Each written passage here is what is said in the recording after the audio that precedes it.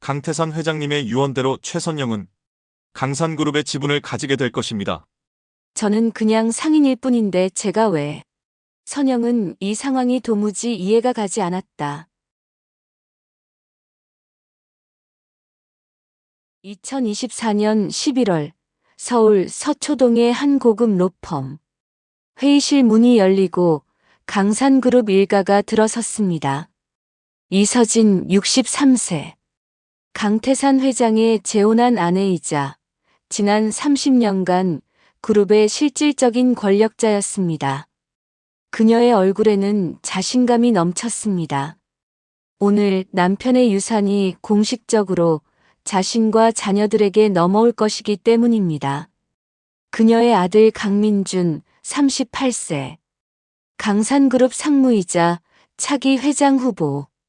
아버지의 장례식에서조차 주식 시세를 확인하던 그는 오늘도 손에 최신형 스마트폰을 쥐고 있었습니다. 박 변호사가 서류 가방에서 봉인된 유언장을 꺼냈습니다. 30년 경력의 노련한 변호사였지만 그의 손이 미세하게 떨리는 것을 이서진은 놓치지 않았습니다. 먼저 고인의 명복을 빕니다. 박 변호사의 목소리가 회의실에 울려 퍼졌습니다. 강태산 회장님께서는 생전에 2개의 유언장을 남기셨습니다. 첫 번째는 3년 전 작성하신 것이고 두 번째는 돌아가시기 일주일 전 작성하신 것입니다. 이서진의 미간이 좁혀졌습니다. 일주일 전 남편은 그때 이미 의식이 흐릿했는데 무슨 유언장을 작성했단 말입니까? 최종 유언장을 낭독하겠습니다. 봉투가 개봉되었습니다. 바스락거리는 종이 소리가 유난히 크게 들렸습니다. 나 강태산은 정신이 온전한 상태에서 다음과 같이 유언합니다. 첫째, 강산그룹의 지분 50%와 강산빌딩, 그리고 창업주의 황금 열쇠는 이서진이 몸을 앞으로 기울였습니다. 당연히 자신의 이름이 나올 것이라 확신하며 최선영에게 상속합니다. 순간 시간이 멈춘 듯 했습니다. 뭐라고요? 이서진의 목소리가 날카롭게 튀어나왔습니다. 강민주는 휴대폰을 떨어뜨렸습니다. 최선영이 누구입니까? 우리 가족 중에 그런 이름은 없는데요.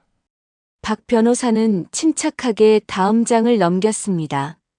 최선영 씨는 회장님의 첫째 따님이십니다. 회의실이 술렁였습니다. 이서진의 얼굴이 창백하게 변했습니다. 그녀는 알고 있었습니다. 30년 전 자신이 손수 쫓아냈던 그 여자의 딸. 하지만 어떻게 이 사실을 남편이 알았단 말입니까? 이건 유효하지 않습니다. 당장 변호사를 바꾸겠어요. 이서진이 소리쳤지만 박 변호사는 흔들리지 않았습니다.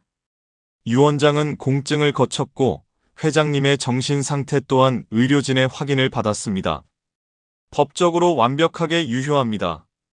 그리고 박 변호사가 마지막 문장을 읽었습니다. 나는 평생 한 가지 죄를 지었다. 사랑하는 사람과 그 딸을 지키지 못한 것. 이 유언장이 내가 할 수 있는 마지막 속죄다. 선영아, 미안하다. 그리고 용서해다오. 같은 시각 서울 동대문구 답심리 재래시장. 최선영은 새벽 4시부터 시작한 하루를 보내고 있었습니다. 48세, 20년 넘게 운영해온 선영네 반찬 가게는 시장에서 제법 알려진 곳이었습니다. 손맛이 좋기로 유명했죠. 선영아, 오늘도 김치 떨어졌어.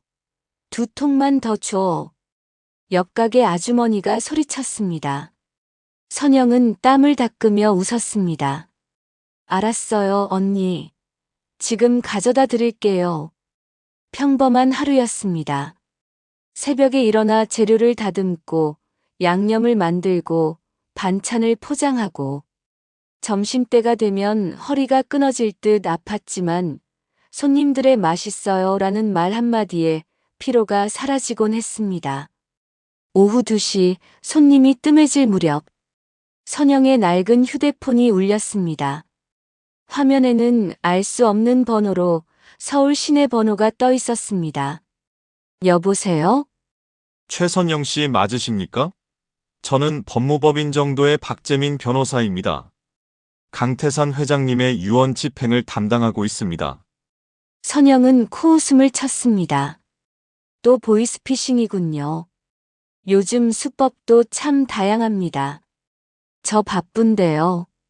이런 전화 그만하세요. 잠깐만요. 최선영 씨, 혹시 어머니 성함이 김미선 씨가 맞습니까? 1975년생이시고, 선영의 손이 멈췄습니다. 어머니 이름. 보이스피싱 치고는 정보가 너무 정확했습니다.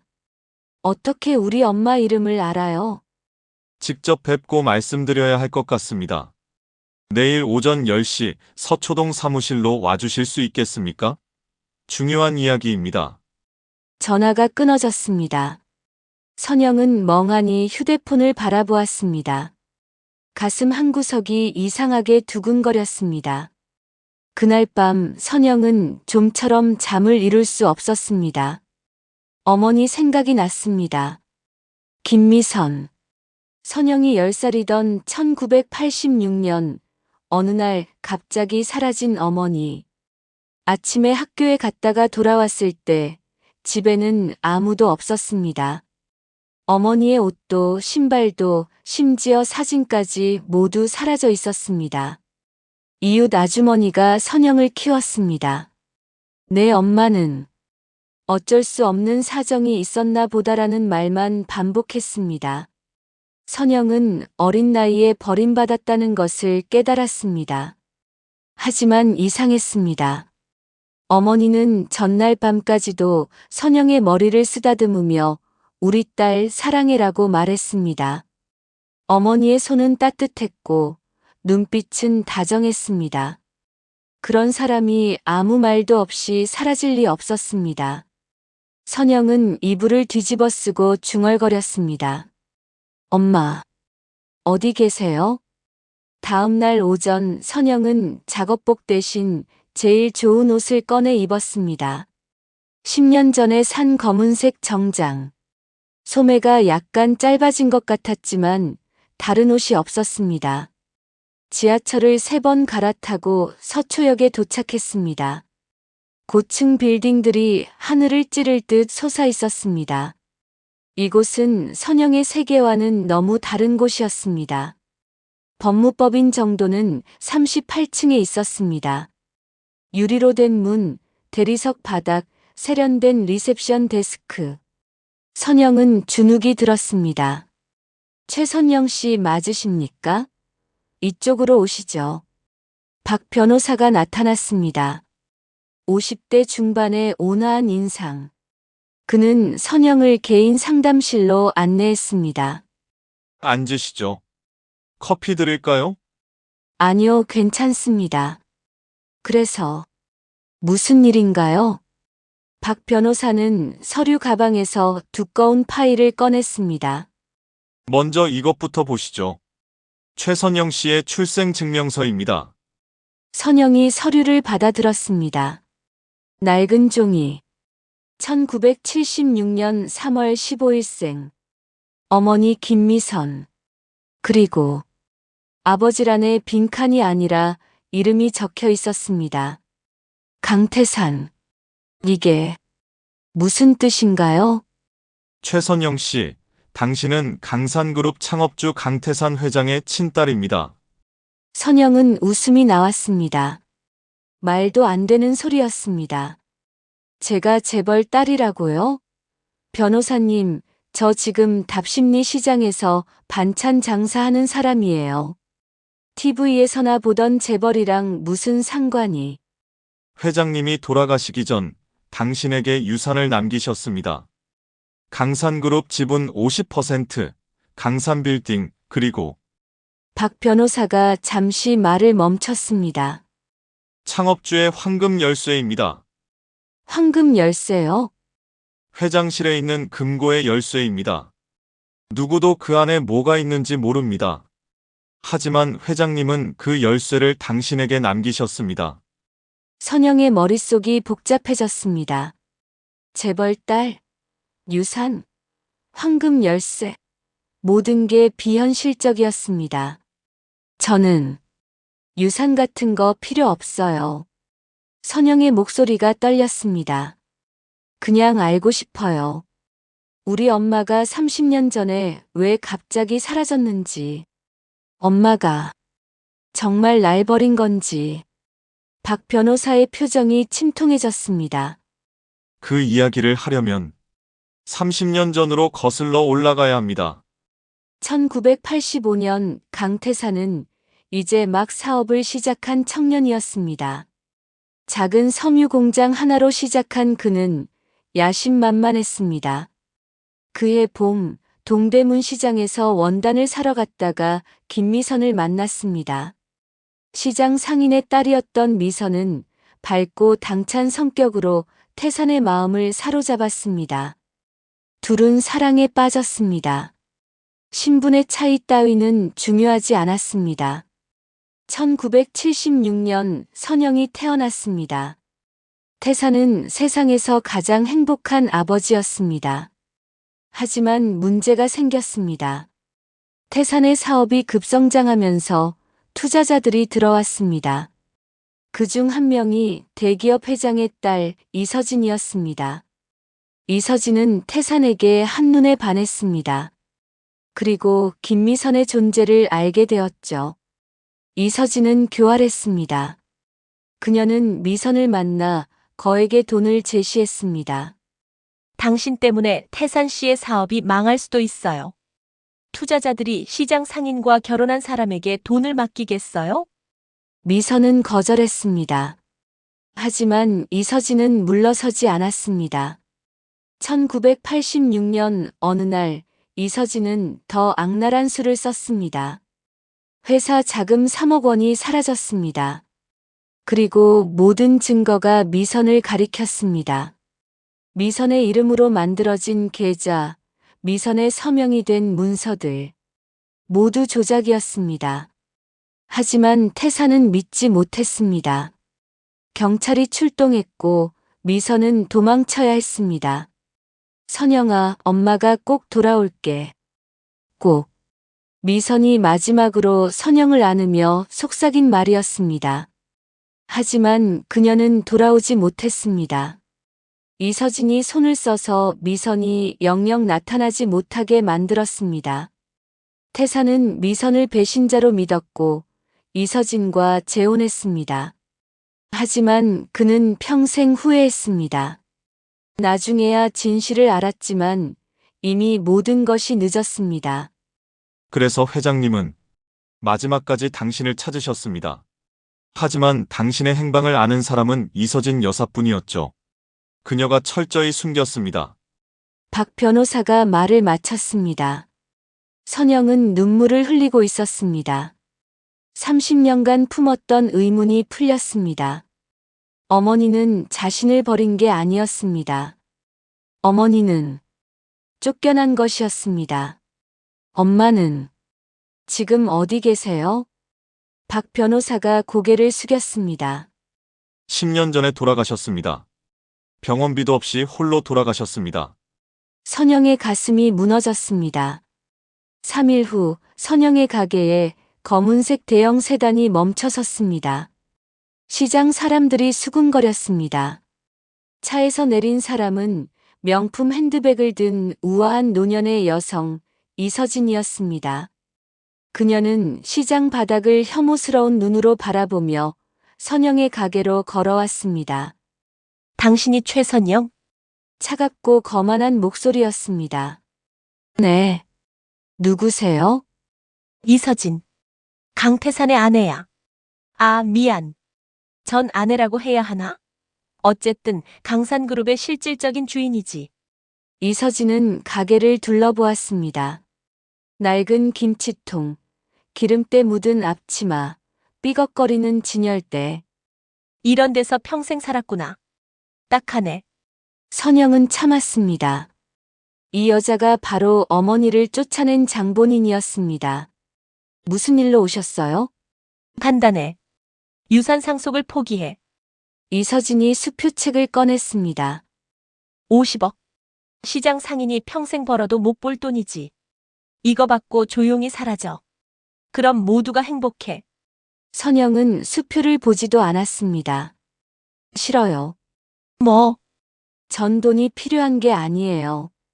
그냥 엄마가 왜 쫓겨났는지, 아버지가 왜 저를 찾았는지 알고 싶을 뿐이에요.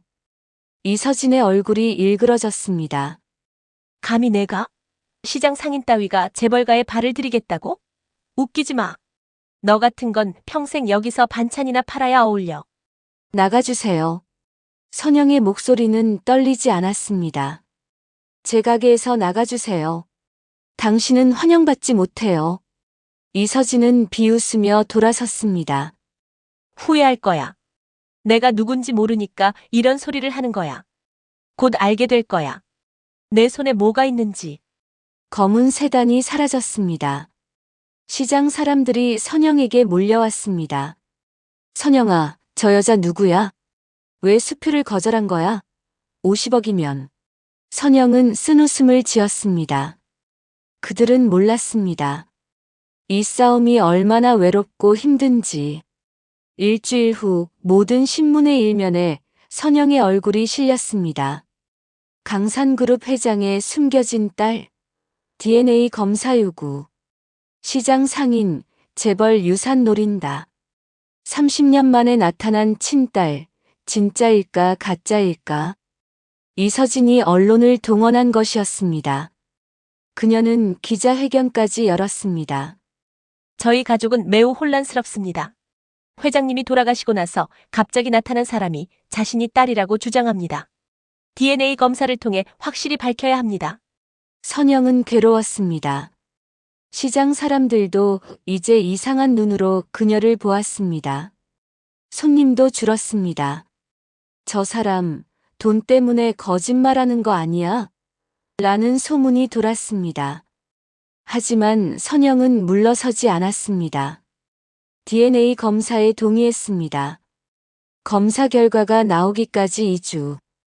그 2주는 선영에게 지옥 같았습니다. 밤마다 악플이 달렸습니다. 전화기는 협박 전화로 가득했습니다.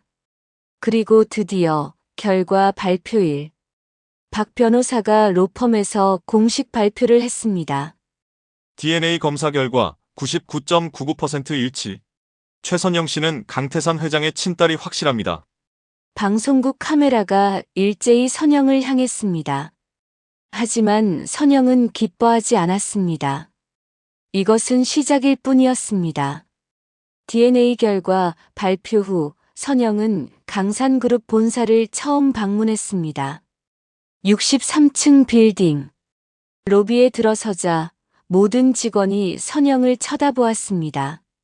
수군거리는 소리가 들렸습니다. 저 사람이 회장님 딸이래.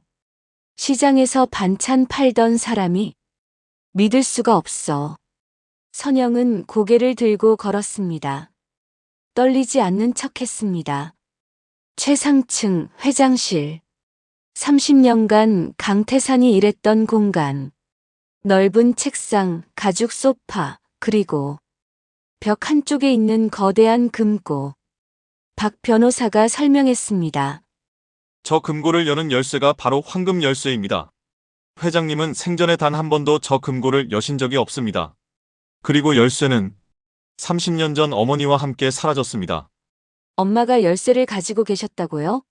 내 회장님은 당시 어머니를 무척 사랑하셨습니다. 그 열쇠는 사랑의 증표였던 것 같습니다. 선영은 금고를 바라보았습니다. 저 안에 뭐가 있을까? 어머니와 아버지의 어떤 비밀이? 선영은 박 변호사의 안내로 강태산의 개인 서재로 갔습니다. 회장실과는 별도로 아무도 들어가지 못하게 잠겨있던 공간이었습니다. 서재는 책으로 가득했습니다. 경영서적, 역사책, 그리고 낡은 사진 앨범들. 선영은 떨리는 손으로 앨범을 펼쳤습니다. 첫 페이지. 젊은 남자와 여자가 웃고 있는 흑백 사진. 남자는 강태산, 여자는 어머니 김미선이었습니다. 엄마. 선영의 눈에서 눈물이 흘러내렸습니다. 사진 속 어머니는 너무나 행복해 보였습니다. 태산을 바라보는 눈빛에는 사랑이 가득했습니다. 다음 사진. 갓난아기를 안고 있는 어머니. 아기는 선영이었습니다. 뒷면에 글씨가 적혀 있었습니다. 1976년 3월 15일. 우리 딸 선영이. 세상에서 가장 소중한 보물. 아버지의 필체였습니다. 선영은 앨범을 한 장 한 장 넘겼습니다. 행복했던 시절의 기록. 동대문 시장에서 찍은 사진, 놀이동산에서 찍은 사진, 집 앞에서 찍은 사진. 그리고 마지막 페이지. 1985년 크리스마스. 세 식구가 함께 찍은 마지막 사진. 어머니의 손에 뭔가 빛나는 것이 보였습니다. 반지였습니다. 목반지. 선영은 서재를 더 뒤졌습니다. 책상, 서랍, 장롱, 벽장. 그러다가 작은 나무 상자를 발견했습니다. 상자를 열자 옥반지가 있었습니다. 사진 속 그 반지. 반지를 자세히 보니 안쪽에 작은 글씨가 새겨져 있었습니다. 미선에게. 영원히 사랑해. 태산. 그리고 반지 밑에 또 다른 것이 있었습니다. 작은 황동 열쇠. 그리고 쪽지 한 장. 선영아, 이 반지를 찾았다면 너는 이미 모든 진실을 알고 있을 것이다. 미안하다. 내 어머니를 지키지 못해서, 너를 지키지 못해서. 이 열쇠는 내 책상 밑 비밀 서랍을 연다. 거기에 진짜 진실이 있다. 마이너스 아빠가. 선영은 떨리는 손으로 강태산의 책상 밑을 더듬었습니다. 작은 구멍이 있었습니다. 열쇠를 꽂자 딸깍 소리와 함께 서랍이 열렸습니다. 서랍 안에는 두꺼운 봉투가 있었습니다. 봉투를 열자 서류 뭉치와 USB, 그리고 편지가 나왔습니다. 선영은 먼저 편지를 펼쳤습니다. 아버지의 마지막 편지였습니다. 사랑하는 딸 선영에게 이 편지를 읽고 있다면 나는 이미 세상 사람이 아닐 것이다. 선영아, 아빠는 평생 겁쟁이였다. 내 엄마를 믿지 못했고 너를 지키지 못했고 진실을 밝히지도 못했다. 1986년 회사 자금이 사라졌을 때 나는 내 엄마를 의심했다. 모든 증거가 그녀를 가리켰고 나는 믿지 못했다. 사랑하는 사람을 믿지 못한 것이 내 인생 최대의 잘못이었다. 이수진이 모든 것을 조작했다는 것을 안 것은 10년 후였다. 하지만 그때는 이미 늦었다. 내 엄마는 사라졌고 너는 찾을 수 없었다. 나는 이수진과 재혼했다. 사업을 위해서였다. 하지만 단 하루도 내 엄마를 잊은 적이 없다. 단 하루도 너를 잊은 적이 없다. 이수진은 교활했다. 그녀는 너의 행방을 알고 있었지만 평생 숨겼다. 나는 탐정을 고용하고 경찰에 부탁하고 온갖 수단을 동원했지만 너를 찾을 수 없었다. 그러다가 1년 전 우연히 시장에서 너를 보았다. 반차를 팔고 있는 너를. 처음엔 믿을 수 없었다. 하지만 내 눈을 보는 순간 알았다. 내 엄마의 눈이었다. 나는 다가가고 싶었다. 딸아, 미안하다라고 말하고 싶었다. 하지만 할 수 없었다. 30년간 너를 버린 아빠가 무슨 얼굴로 나타나겠니? 그래서 이 유언장을 쓴다. 이것이 내가 할 수 있는 마지막 속죄다. 이 USB에는 이수진의 범죄 증거가 모두 들어있다. 1986년 자금 횡령 조작 사건, 내 엄마에게 누명을 씌운 증거, 그리고 황금 열쇠를 훔쳐 숨긴 증거. 그래, 황금 열쇠. 내 엄마가 사라질 때 가지고 간 그 열쇠. 이수진이 훔쳐서 30년간 숨겨왔다. 금고 안에는 내가 내 엄마를 위해 준비했던 것들이 있다. 결혼 반지, 집 문서, 그리고 내 엄마의 누명을 벗길 진짜 증거들. 하지만 나는 열쇠가 없어서 금고를 열 수 없었다. 이수진에게 물어볼 수도 없었다. 그러면 모든 게 끝나니까. 선영아, 부탁이다. 이 증거로 내 엄마의 누명을 벗겨주렴. 그리고 금고를 열어 내 엄마를 위해 준비했던 것들을 찾아주렴. 나는 좋은 아빠가 아니었다. 심지어 아빠라고 부를 자격도 없다. 하지만 마지막으로 한 가지만 믿어주렴. 나는 단 하루도 너희를 잊지 않았다. 평생 후회하며 살았다. 미안하다 그리고 사랑한다. 마이너스 아빠가. 선영은 편지를 읽으며 소리내어 울었습니다. 30년간 쌓였던 분노, 슬픔, 외로움이 한꺼번에 터져 나왔습니다. 아빠. 처음으로 그 단어를 입 밖에 냈습니다. 선영은 USB를 가지고 박 변호사를 찾아갔습니다. USB 안에는 엄청난 양의 파일이 있었습니다. 1986년 자금 횡령 사건의 진짜 범인은 이서진의 오빠였습니다. 그는 회사 자금을 빼돌렸고 이서진은 그 죄를 김미선에게 뒤집어 씌웠습니다. 조작된 계좌 개설 서류, 위조된 서명, 매수된 증인들의 진술서. 모든 증거가 명확했습니다. 이건 대단한 겁니다. 이걸로 이서진 여사를 횡령, 위증, 명예훼손으로 고소할 수 있어요. 박 변호사가 흥분해서 말했습니다. 하지만 황금 열쇠는 어디 있을까요? 선영이 물었습니다. USB에는 이서진이 열쇠를 훔쳤다는 기록은 있었지만 어디에 숨겼는지는 나와 있지 않았습니다. 직접 물어봐야 할 것 같습니다. 선영은 이서진을 강산그룹 회장실로 불렀습니다. 처음으로 주인의 자격으로. 이서진은 비웃으며 나타났습니다. 회장실에 날 부르다니. 주제 파악이 안 되는구나. 앉으세요. 선영의 목소리는 차분했습니다. 그녀는 더 이상 쫄지 않았습니다. 뭐가 하고 싶은 건데? 이걸 보시죠. 선영이 노트북을 켰습니다. USB의 파일들이 화면에 나타났습니다. 이서진의 얼굴이 창백해졌습니다. 이건 1986년 자금 횡령 조작 사건의 모든 증거예요. 당신이 우리 엄마에게 누명을 씌운 증거. 경찰에 제출하면 당신은 감옥에 가게 될 거예요. 이서진은 입술을 깨물었습니다. 그녀의 손이 떨렸습니다. 네가 뭘 원하는 거지? 황금 열쇠. 어디 있어요? 이서진은 웃었습니다. 자조적인 웃음이었습니다. 30년을 숨겼는데 결국 들키는구나. 그녀는 가방에서 작은 열쇠를 꺼냈습니다. 황금빛으로 빛나는 작은 열쇠. 30년간 숨겨왔던 그 열쇠. 내 엄마가 도망갈 때 이걸 가지고 갔더라.